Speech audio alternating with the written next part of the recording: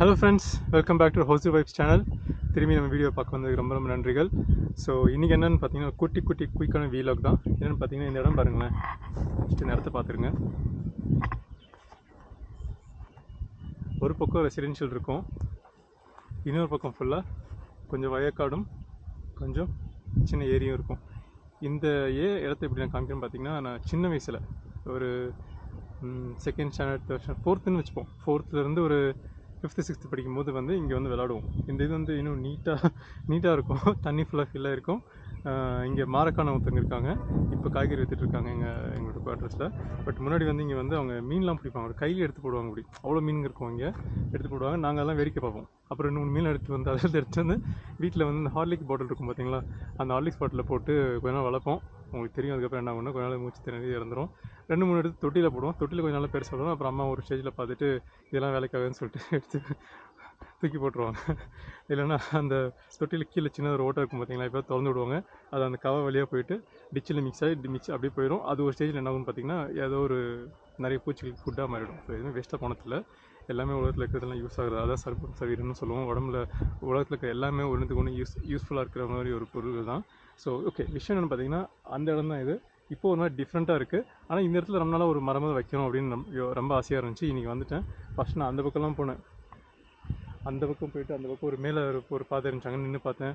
இறங்க முடியல, அப்படியே சுற்றி ஃபைனலாக இங்கே வந்து நின்று எங்கே வச்சா டிஸ்டர்பன்ஸ்லாம் இருக்கும்னு பார்த்து கொஞ்சம் வச்சுருக்கேன். இங்கே கூட பார்த்தீங்கன்னா அப்பப்போ இங்கே களிமண் எடுப்பாங்கன்னு நினைக்கிறேன். கொஞ்சம் இந்த இடத்துல வைக்கலாம்னு பார்த்தேன். சரி, அப்பப்போ நோண்டிட்டே வந்தேன்னா இதுவும் போய்டும்னு சொல்லிட்டு இதுதான் கொஞ்சம் ஹை ரேஸ் ஏரியாவாக இருந்துச்சு. இங்கே பாருங்களேன், ஹை ரேஸ் ஏரியாவாக இருக்குது. ஸோ இங்கே தான் வச்சுருக்கேன். 253வது மரக்கன்று பனை விதை தான் நம்ம தம்பி கார்த்திக் கூட தான் வச்சுருக்கேன்.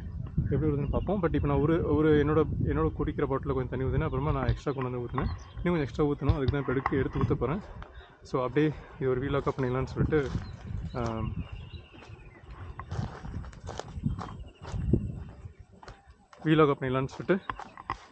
வீடியோ ஆன் பண்ணிட்டேன். உள்ளே பாருங்கள், கொஞ்சம் மண்ணெல்லாம் மிக்ஸ் இருக்குது. ஸோ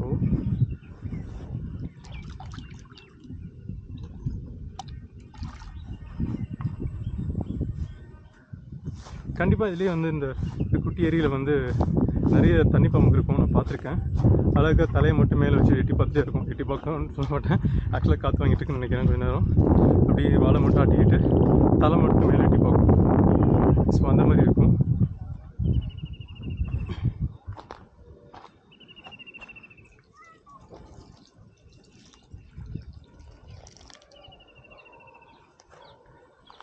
ஸோ பனை விதை வந்து எனக்கு கார்த்திக் கொடுத்தது வந்து ஒரு கிட்டத்தட்ட ஒரு 40 to 50 கணக்கில் அதை கொடுத்தாருன்னு நினைக்கிறேன்.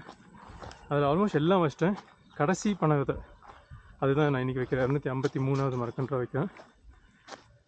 அதில் அவர் கொடுத்ததில் ஒரு 9-10 வந்து வேறு ஒரு ஃப்ரெண்டுக்கு வந்து டொனேட் பண்ணிட்டேன், அவரோட பெர்மிஷன் கேட்டு தான். ஏன்னா அங்கேருந்து எனக்கு கொரியல் அனுப்பிச்சி விட்டார். நான் அதை எடுத்து வேறு டொனேட் பண்ண நல்லா இருக்குது. அதில் அவர்கிட்ட கேட்டுட்டு அப்புறமா தான் வந்து நான் அதை டொனேட் பண்ணேன். அது அவரோட ஊரில் வச்சுருக்காரு. என்னோடய ஸ்கூல் சீனியர் தான், மாதேஷ்னு ஒருத்தர். ஸோ இதுதான் அந்த கடைசி பண்ணது இந்த சீசனுக்கு. நான் அப்புறமேட்டு கேட்டேன், அவர் என்ன சொன்னேன்னா, இந்த சீசன் இப்போ வந்து நம்ம மார்ச்சில் இருக்கும்ல, இந்த நேரத்தில் தான் நுங்கு வந்து வளர ஆரம்பிக்குமா, லைக் காய்க்க ஆரம்பிக்குமா. இப்போ அதை பிச்சு சாப்பிட்ற டைமு. இதுக்கப்புறம் ஒரு ஜூன் ஜூலையில் தான் வந்து பனை விதைகளே கிடைக்கும்னு சொன்னார். அதனால் நம்ம அது வரைக்கும் வெயிட் பண்ணணும்.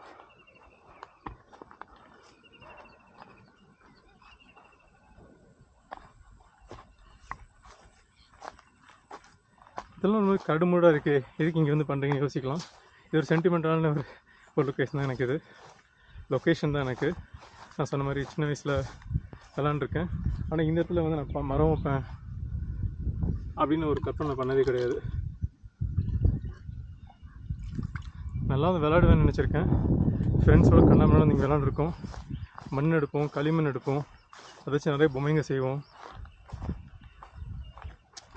அப்புறம் அந்த காலத்தில் 4-50 காசு இருக்கும். அதில் வந்து இந்த இனிப்பு முட்டையெல்லாம் குட்டி வீடாக கிடைக்கும். அது பல்காக வாங்கிட்டு வந்து இந்த ஏரி பக்கத்தில் உட்காந்துட்டு பொறுமையாக சாப்பிடுவோம்.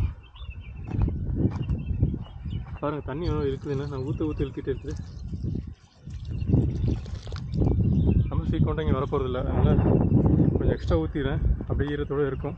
ப்ளஸ் நான் நோண்டும் போதே பார்த்தேங்க ஈரத்தோடு தான் இருந்துச்சு. அதனால் that should be ஓகே.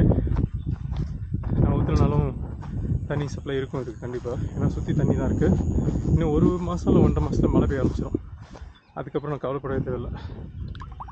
இப்போது மார்ச்சில் வந்து நான் ஒரு பர்டிகுலர் மழை வரும். இப்போ ஒரு சின்ன மழை ஒன்று வரும். அதுக்கப்புறம் ஏப்ரலில் இங்கே கோட்டமாரியம்மன் கோயிலில் வந்து ஒரு பண்டிகை நடக்கும் விழா. அப்போது வந்து ஒரு பெரிய மழை வரும். அதுக்கப்புறம் ஒரு 2 வாரம் 3 வாரம் கழிச்சு கண்டினியூஸாக ஏப்ரல் மே ஜூனில் கொஞ்சம் நல்ல மழை வரும். ஸோ போன தடவை அப்படி தான் வந்தது. அதை வச்சு தான் சொல்கிறேன் நான். அப்போ பாருங்க மாதிரி இப்போ தான் ஊற்றினேன், உள்ள திருச்சி பாருங்க. நல்லா இருக்குது தண்ணி. ஓகே. ஸோ ஆல்மோஸ்ட் இப்போதைக்கு என்ன பேசி 4 தடவை திரும்பினா ஏற்கனவே 1 5. ஸோ ஆல்மோஸ்ட் 5 லிட்டர் ஊற்றுன மாதிரி கணக்கு தான். இது வந்து 3/4 லிட்டர் கொஞ்சம் எக்ஸ்ட்ரா. ஸோ 4 லிட்டர்னு வச்சுப்போம். ஸோ அதாங்க, அது ஸ்பெஷலான ஒரு லொக்கேஷன்றதுனால தான் ஒரு சின்ன வீலாக போட்டேன். வெயிட் பண்ணி பார்ப்போம் இது வளருமா வளராதுன்னு. இப்படி இருந்தாலும் வேறு ஒரு நாட்டில் கொஞ்சம் ப்ராப்பரான லொக்கேஷன்லாம் பார்த்து இன்னும் கொஞ்சம் பெரிய பெரிய மரங்கள்லாம் வைக்கலாம் ஐடியா வச்சுருக்கேன். பார்ப்போம் அது எப்படி சுச்சுவேஷன் பார்த்து பண்ணலாம். பார்த்து ரொம்ப நன்றிகள். அண்டு நம்மளை மாதிரி இயற்கை சைடு அடிக்கிறவங்க இருந்தாங்கன்னா மறக்காமல் ஷேர் பண்ணுங்கள், லைக் பண்ணுங்கள். கமெண்ட்ஸில் சொல்லுங்கள். நான் எதாவது செய்கிறது தப்பு இருந்துச்சுன்னா அதையும் கமெண்ட்ஸில் சொல்லுங்கள். நல்லா செஞ்சு அதை கமெண்ட்ஸில் சொல்லுங்கள். பாய்.